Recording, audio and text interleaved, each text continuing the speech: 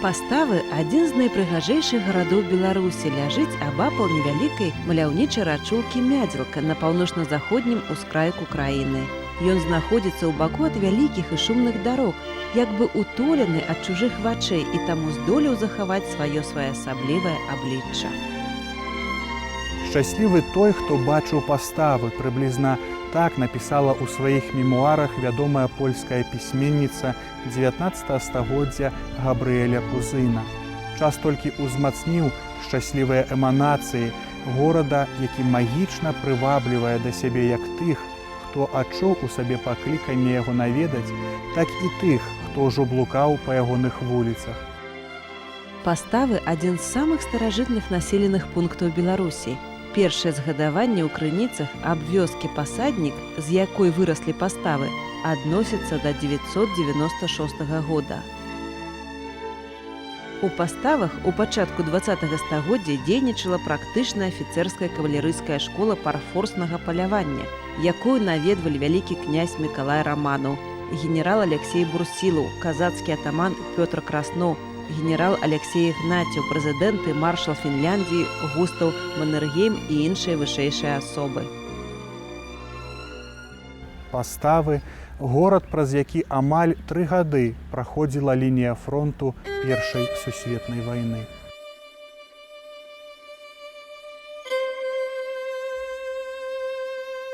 Костел находится в таком стратегическом месте, что он был использован войсками. Говорится, что даже на башне этого костела находились снайперы, и поэтому он был обстрелян.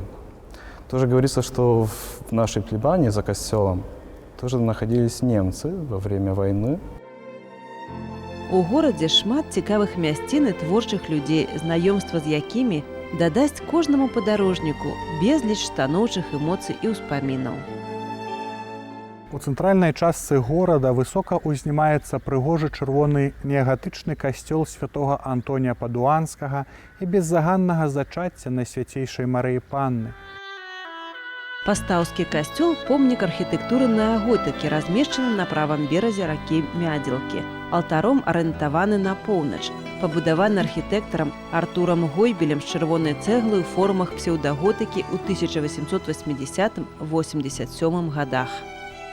Пастаўскі касцёл названы ў гонар аднаго з найбольш шанаваных святых прапаведнікаў Антонія Падуанскага, які выступае заступнікам пры пошуку згубленых рэчаў, дапамагае знайсці людзям не толькі матэрыяльнае, але і духоўнае – любоў, надзею, сумленне, Бога.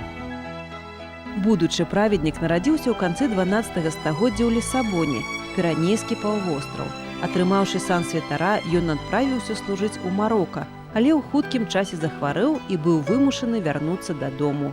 Карабель трапіў у шторм і толькі цудам ацалеў. Яго аднесла да берагоў вострава Сіцылія. З гэтага часу Антоній прыняў боскае прадбачанне і стаў прапаведаваць. Словы яго пропаведзяў знаходзілі просты і лёгкі шлях да сэрцаў і душу слухачоў. Святы Францішак прызначыў яго першым настаўнікам тэалогіі для меншых братоў, настаўнікам францішканцаў. Памёр праведнік 13 чэрвеня 1231 года і менш чым праз год быў кананізаваны. Рэліквіі святога Антонія знаходзяцца ў прысвечанай яму базыліцы ў Падуі, дзе адбываецца так шмат цуду, што святы Бонавентура нават аднойчы казаў: «Калі шукаеш цудаў, ідзі да Антонія». Святы быў абвешчаны доктарам касцёла. Антоній – адзін з найбольш шанаваных святых у каталіцкім касцёле і вельмі папулярны ў народнай пабожнасці. З'яўляецца, між іншым, апекуном закаханых сужанцаў, падарожных, ахоўвае ад неўражаю і дапамагае знаходзіць згубленыя рэчы. Старажытны крыж, які захоўваецца ў касцёле, мае цікавую, але трагічную гісторыю. Гэтаму крыжу больш за 150 год, і гісторыя яго сягае, напэўна, у сярэдзіну 19 стагоддзя. Знойдзены ён у Шаркаўшчынскім раёне. Ён знаходзіўся ў адным з касцёлаў. Спачатку гэты крыж захацеў забраць з зачыненага касцёла яўрэй. У яго было жаданне адно – знішчыць крыж. Але калі ён узяў гэты крыж у сваю сям'ю, то ў хуткім часе вымерла ўся сям'я. і той чалавек, які хацеў здзейсніць гэта злачынства. Гэты крыж трапіў у другую сям'ю. Яго ўзяў мясцовы настаўнік атэіст. І зноў уся сям'я таямнічым чынам загінула. І тады гэты крыж узяў праваслаўны святар. І паколькі ён ведаў, што гэта каталіцкая святыня, то ён прывёз гэты крыж у пастаўскі касцёл. У пастаўскім касцёле знаходзіўся крыж да 1948 года, да таго часу, калі наш касцёл быў зачынены. І ў 48 годзе ён быў аддадзены ў праваслаўную царкву, Свята-Мікалаеўскую царкву, якая знаходзіцца недалёка ад нашага касцёла. Там ён знаходзіўся на працягу 40 год. А потым, калі наш касцёл быў адчынены ў 1988 годзе, з касцёла з нашага пайшла працэсія з запаленымі свечкамі. Яны забралі крыж і зноў жа гэтак запаленымі свечкамі прыйшлі сюды. С того времени очень много людей, очень большой культ этого креста, потому что очень много людей поклоняются, приходят молиться перед ним, говорят о том, что благодаря ему получают разные благодати Божии и верят, что он чудотворный.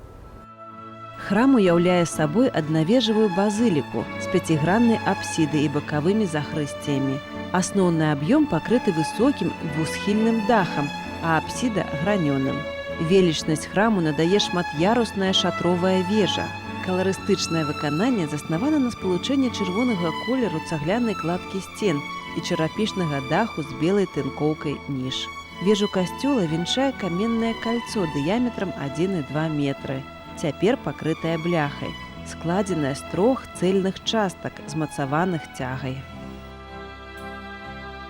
У агульным архітэктурна-стылевым неагатычным кірунку было выкарыстана мастацкае афармленне інтэр'ера. Вырашэнне інтэр'ера заснавана на кантрасным вылучэнні ажурнай сеткі цагляных нервюр і цяг на фоне атынкаваных сцен і скляпенняў. Уваход у храм прадстаўлены 3 стрэльчатымі парталамі. Унутраняя прастора касцёла 6 гранёнымі слупамі падзелена на 3 высокія падоўжныя нефы, перакрытыя крыжовымі скляпеннямі. Галоўны алтар прысвечаны Антонію Падуанскаму, 2 бакавыя Панні Марыі і сэрцу Езуса.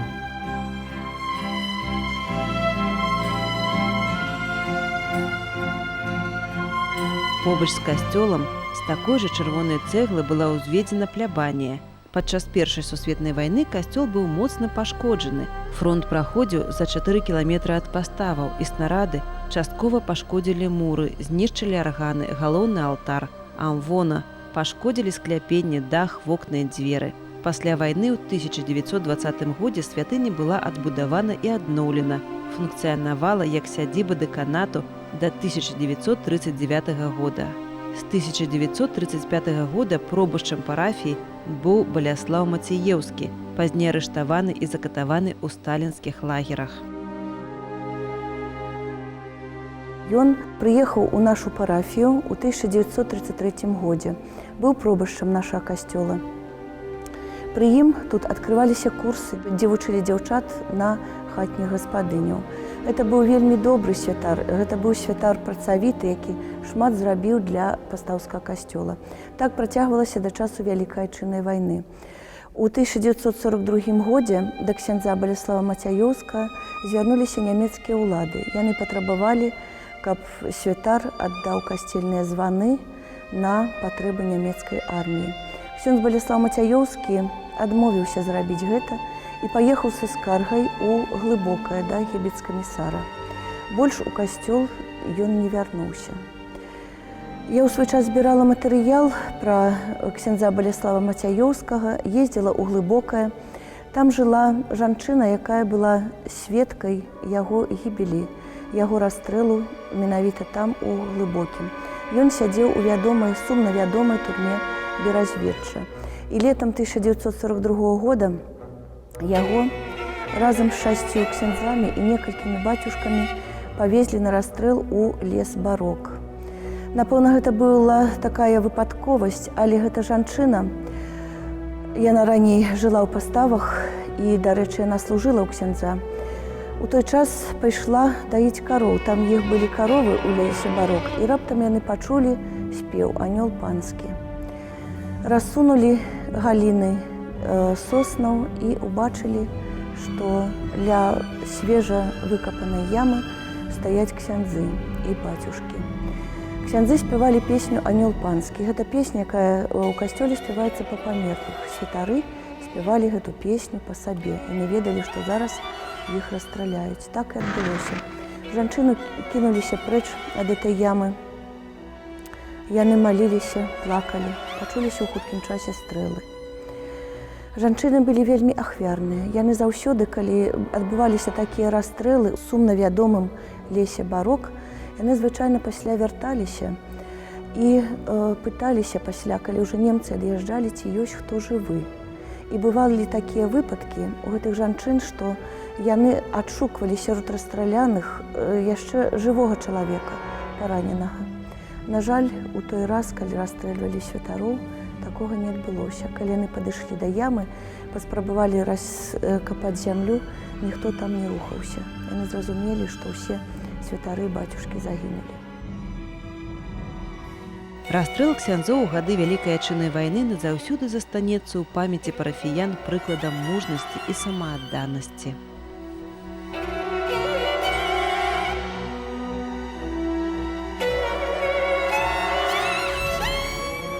Пасля прыходу савецкай улады ксёндз-дэкан Міхневіч выконваў па ставах душпастарскую паслугу, але меў абмежаванні. У 1948 годзе касцёл быў зачынены мясцовымі ўладамі.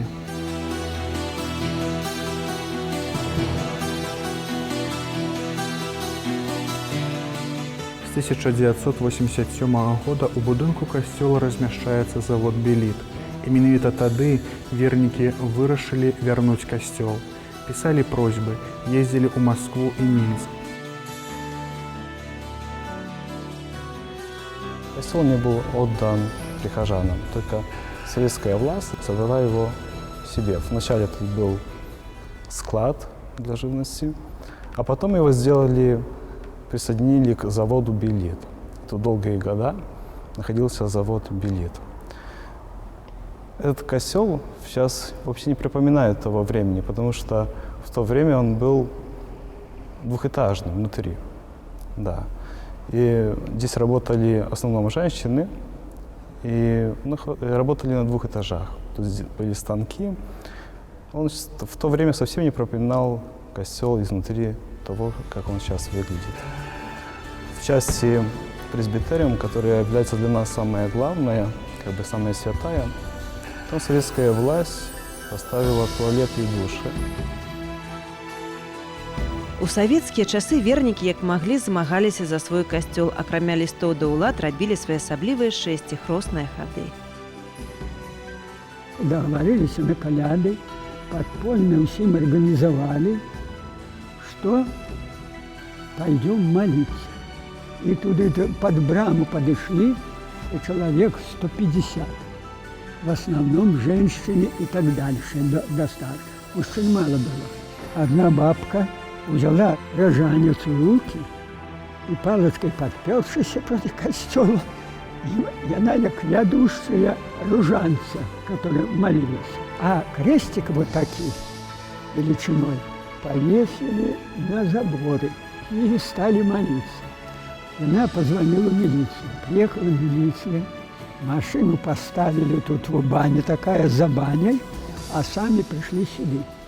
Ну, кто тут организатор? Это бабка на коленках, палочкой подпершись, и ружанец в руках. Яны 2 милиционера за под руки, и уже идут в милицию. И все люди кинулись, мужчины не подходили, бо это что мужчина, это уже сразу каталажка.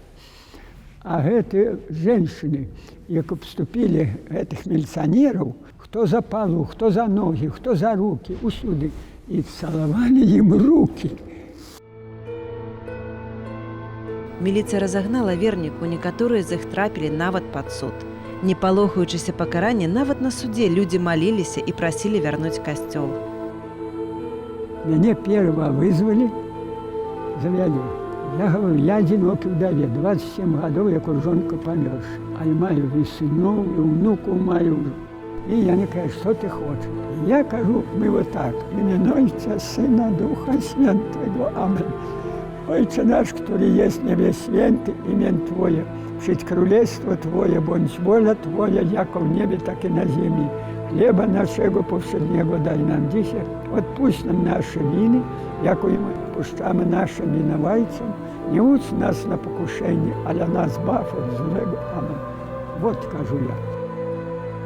2 сакавіка 1988 года з Москвы прыйшоў адказ. Вы, пэўна, добра маліліся Богу. Ваш касцёл адзін на тэрыторыі СССР аддадзены вернікам. Аднаўлялі касцёл самі вернікі, прыходзілі па 20-30 чалавек кожны дзень, разбіралі, прыбіралі. Усё зрабілі за 40 дзён. Кіраваў вернікамі ксёндз Ян Шуткевіч. Ён і стаў першым пробашчам парафіі. Працаваў у паставах да 1994 года. Цяпер служыць у Вільні. Если посмотрим в костеле вокруг, мы видим органы, крест, амбону. Это все новое, это все после войны было сделано. Потому что со старых вещей ничего не осталось, ни органа осталось. Ксёндз Шушкевич откуда-то купил, привез органы, установили органы.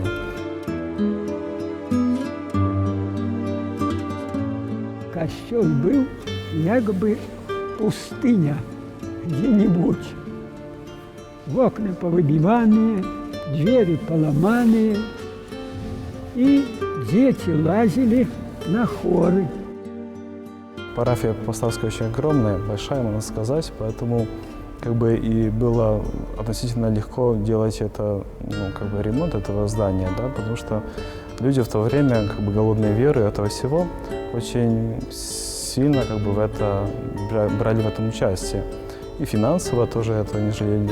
Очень много тоже людей вносило какие-то суммы или продавали свое имущество, тоже приносили деньги на реставрацию этого костела. Поэтому это происходило очень быстро. Костел очень быстро менял свой лик. И в этом большое участие было князя Шушкевича, потому что он к этому всех призывал, и люди охотно на это отвечали. Потому что людям очень хотелось как побыстрее начать молиться в этом костеле. Пастаўская парафія адна з самых актыўных.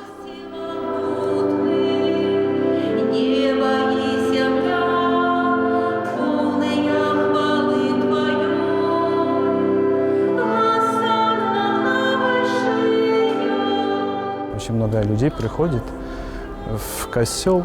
В воскресенье у нас 7 святых служб. В самом костеле 5 служб и 2 службы на выезде, в таких так званых каплицах.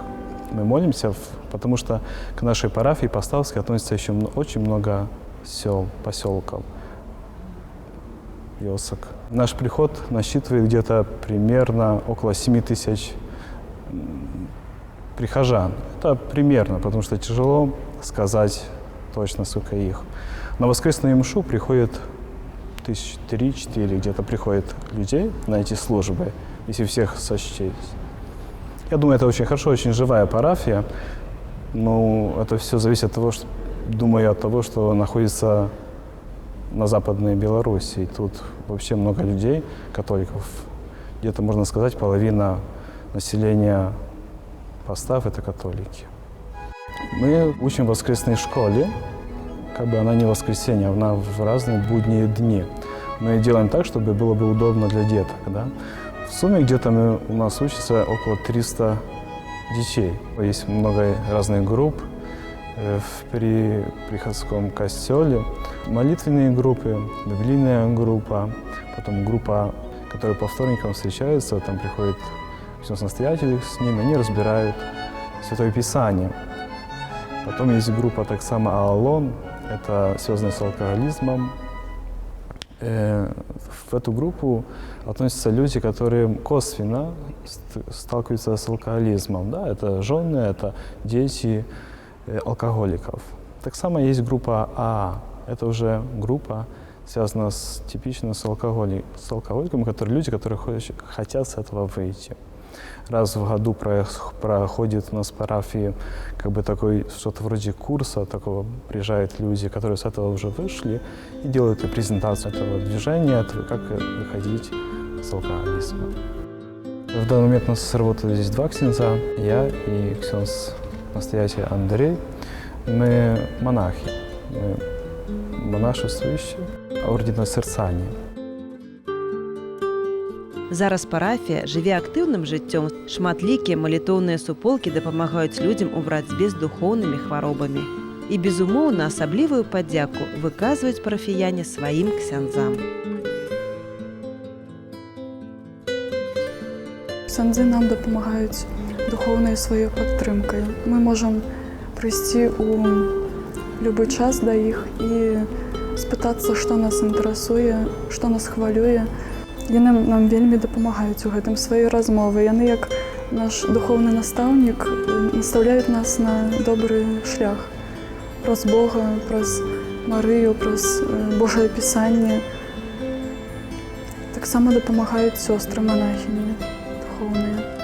Да ксяндза мы можам прыйсці як на споведь, так і проста на размову, каб пагаварыць, што нас хвалюе. Ксёндз пробашч Анджэй – гэта добры настаўнік.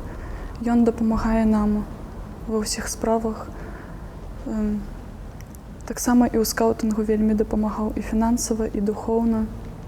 Таксама існуюць у нас маладзёжныя сустрэчы, у якіх мы сабіраемся, бяром гітару, ямаху, ноты, спеўнікі, прыходзім, спяваем, рыхтуемся да святой імшы.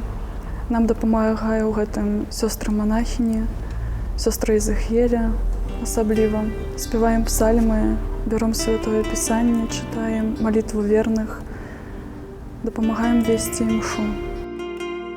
Ксяндзы з намі размаўляюць аб усім, пра Бога. Мы задаём ім пытанні, яны нам адказваюць. Вучымся па Бібліі. Нам разгортваюць усё тое, што хацеў нам перадаць Бог.